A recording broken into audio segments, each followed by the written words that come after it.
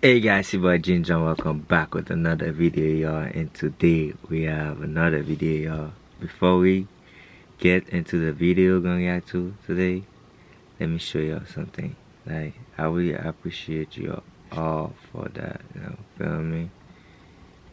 Appreciate you all.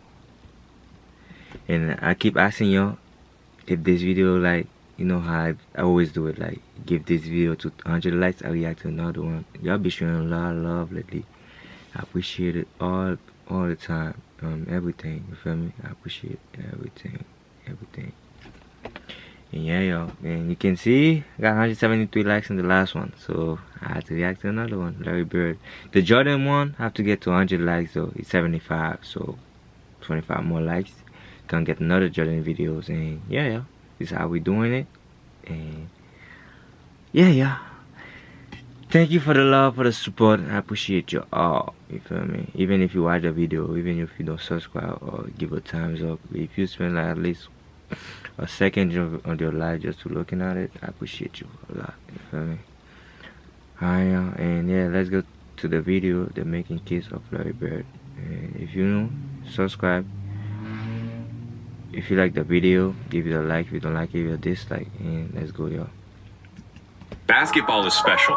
The size of the court and the lack of pads or helmets give fans the most intimate experience of a team sport that exists. And because of the different styles that basketball allows for, players develop their own distinct identities and signature styles through their creativity, flair, and athleticism. And although no player succeeds alone, the scoring volume and two-way nature of the sport give individual stars Rocket nearly James unprecedented Harden amount of was control over the different, flow and bro. outcome of a game. Rocket For this reason, James players are Harden constantly was compared to their different world. peers and to the legends of the past in order to answer the most hotly contested question in the sport: who's the greatest to ever do it? For many, the question is redundant. They believe in only one right answer, their answer.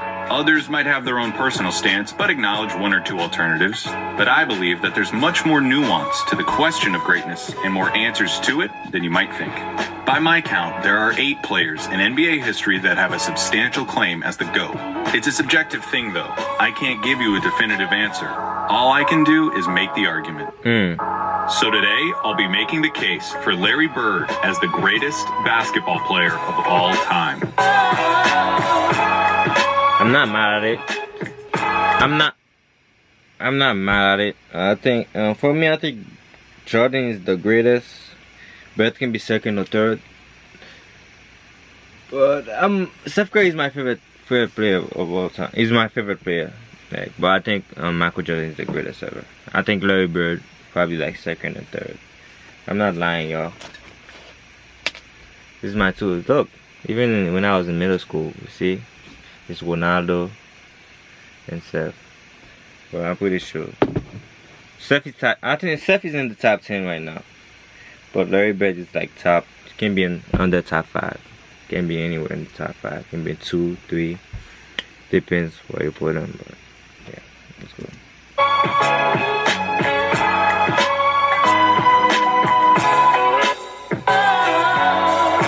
When it comes to basketball, Larry Bird is the smartest, clutchest player to ever play the game. Now, if you don't think that Larry Bird is the greatest basketball player of all time, you probably hate that I just said that. Those are the kind of talking head sport cliches that surely impact the game, but are impossible to empirically measure. Normally, I'd agree with you, but I think that when you talk about Larry Bird, you see those intangibles become real, palpable results. I wouldn't have said it if I didn't believe it.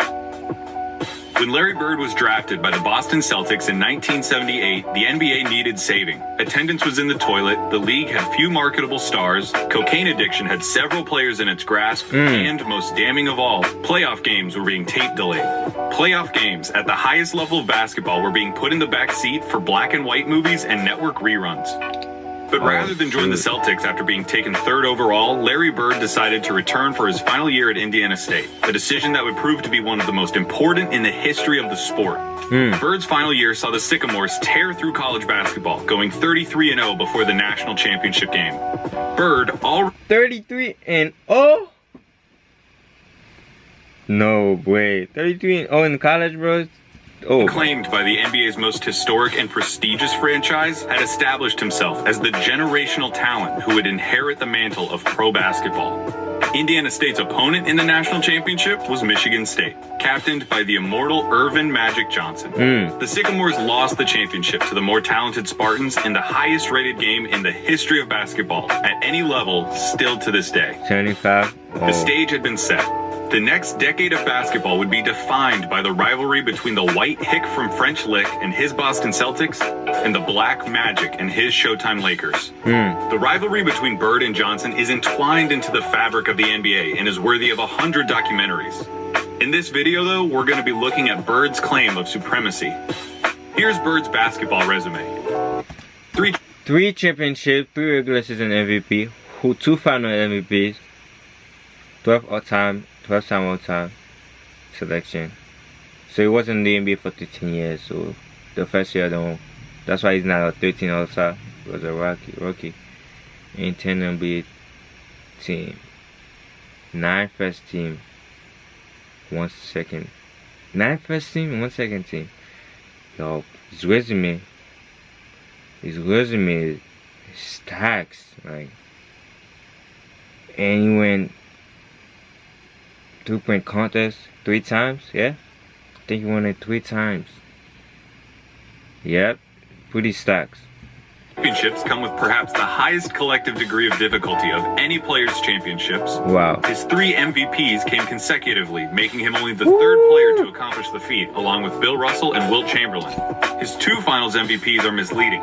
He was absolutely the best player on the 81 Celtics, but he was only a sophomore, and his 15 points per game in the finals gave the media an excuse to exact a little vengeance on a legendarily difficult interview.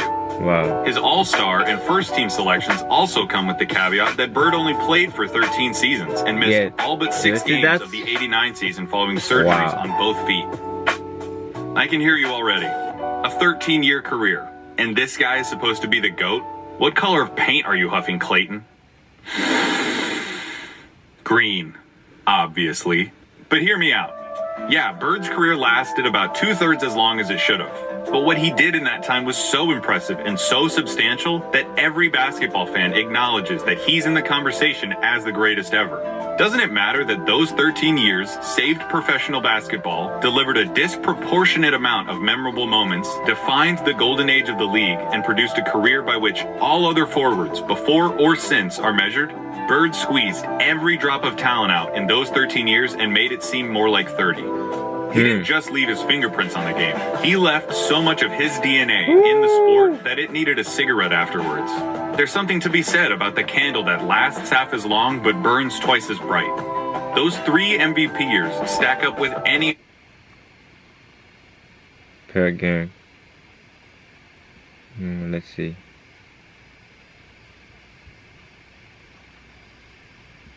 run by any other player.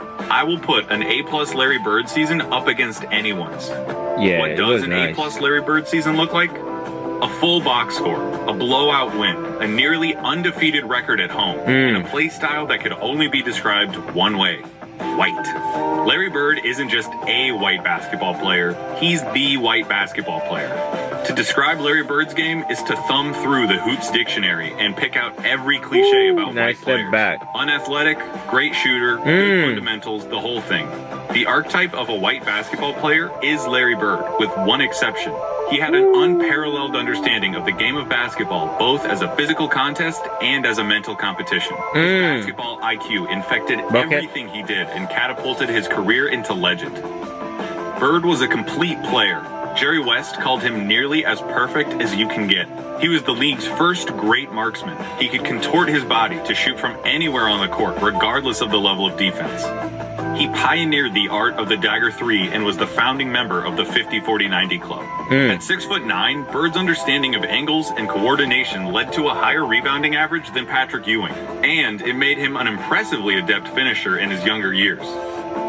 86, Bird dropped 47 points on the Blazers, playing the majority of the game left-handed. Oh my God.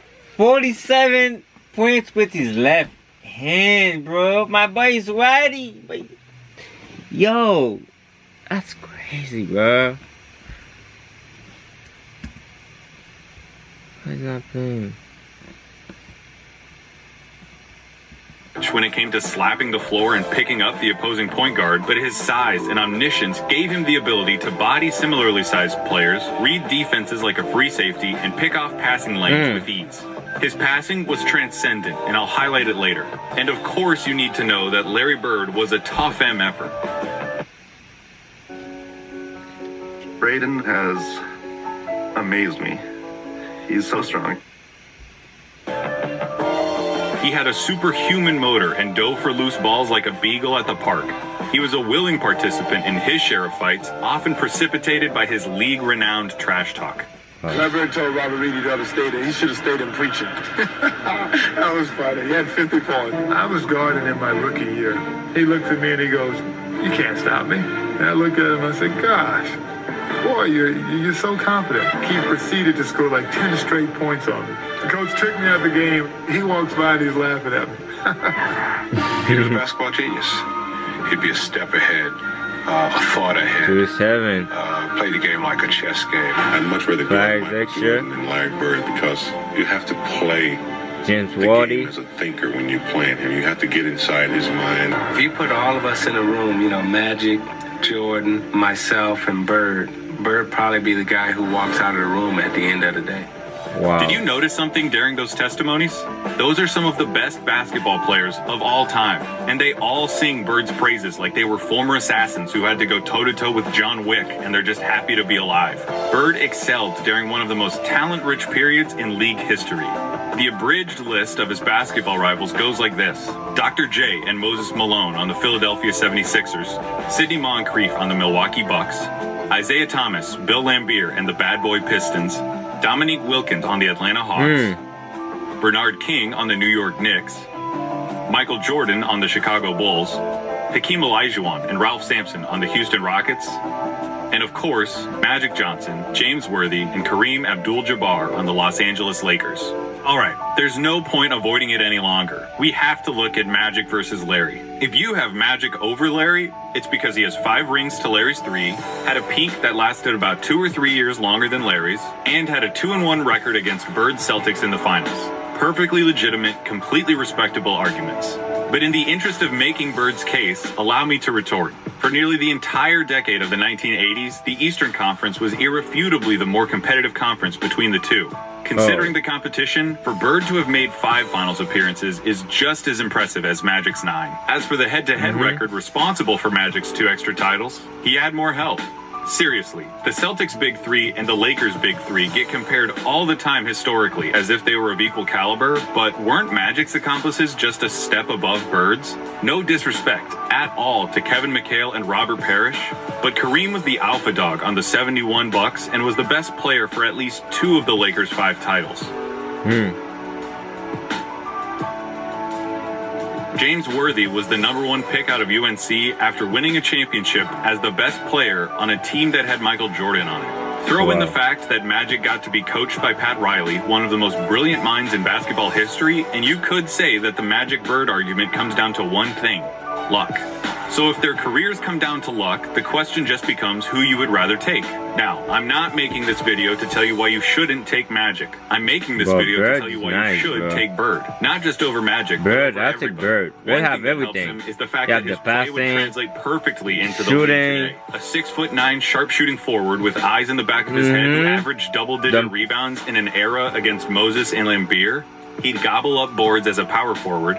He'd be an offensive mismatch against everybody as a small ball center, and his off-ball skills and passing would pair perfectly with the flow of today's game. Add in his competitive I take mania Bird. and 3 generations worth of medical advancements, and we're talking Silent about killer, a player who could have stuck around so long they would have had to silent rename the league. killer. As you've been watching these clips of Bird, No, I my hope boy that not you would silent, notice bro. something. My boy's fucking He always smart. knows where everybody is. Watching Bird play basketball is like watching those monsters from A Quiet Place that know where you are if you make any noise at all. Alright, y'all. You know what it is. You know, if you want me to finish react to it, I got 10.44 right now. Just give this video 200 likes and I get back to y'all. It's time for me to go work and I see y'all. Be safe, y'all. Peace.